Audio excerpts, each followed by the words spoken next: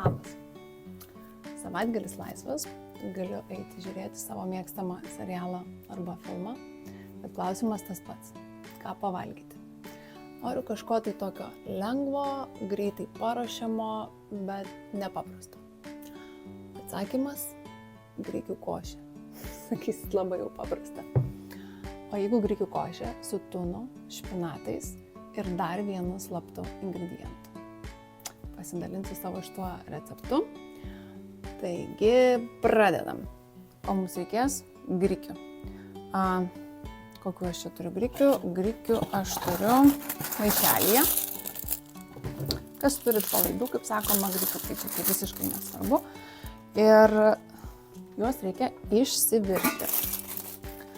Grikius, aš žinokit, verdu, nelaukiu, kol vanduo užvirs, aš juos tiesiog dedu į puodą, užpilu vandenį ir verdu. Tai va, tuoj dabar vandens įpilsim.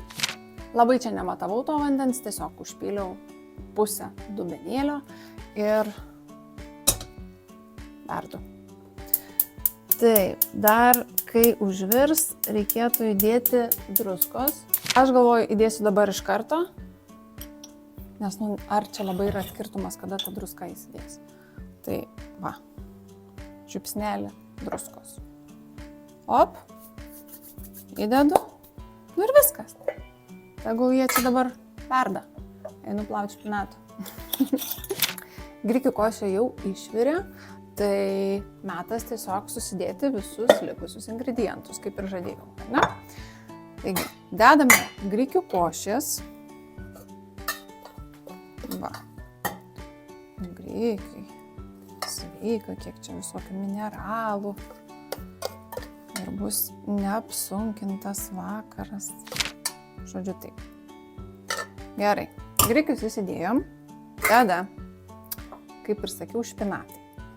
Špinatus mes tiesiog paplėšome. Paplėšome, va taip, kol dar karšti grikiai, nes kažkur skaičiau, kad špinatai karštyje išskleidžia visas reikalingas medžiagas ir vitaminus. Nežinau, ar tai yra tiesa ar netiesa, bet špinatai iš esmės, kadangi yra labai sveika, grikiai irgi sveika, tai mes čia jų priplėšome. Ir dabar, prieš dedant tuną, reikėtų juos pamaišyti.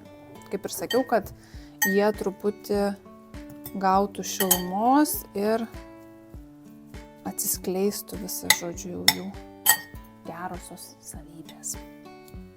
Dabar dedame tuną. Tuną gali dėti kokį nori. Tai aš dedu aliejuje, nes daugiau nieko nepilu. Jeigu dedate savo sultyse, tuomet galbūt reikėtų, ar ką mėgstate, ar alyvuogių aliejų, ar saulėgrąžų aliejų, kažką tai va tokio. Na, žodžiu, va, ir dabar mes tą visą tuną sudedam į, žodžiu, lėkštutę mūsų. Viskas. Tuną mes pasiėmėm. Iški rankytės reikėtų nusivalyti. Apsialiejinam. Pa. Na ir dabar jau tas slaptas ingredientas. Iš tiesų tai yra parmezano sūris, nes kodėl aš jį sugalvojau dėti visiškai atsitiktinai į šitas tokias savo grikių, tuno ir špinatų salotas, dėl to, kad buvo pasibaigusi druska. Na ir galvojau, vis tiek reikia šiek tiek sūrumo, tai iš kur man jo gauti. Kadangi šaldytuve yra daug parmezano sūrio, jį uždėjau. Nuo to laiko, kad ir grikius verdu su druska, visą laiką pagardinu parmezano sūriu. Štai, tai yra grikiai su špinatais, tunu aliejuje ir parmezano sūriu. Ragaujam. Žinot, tie špinatai, jie taip biški patyšta, gal negražiai skamba patyšta, bet skonis labai skanus. Greita, paprasta, sveika, man skanu.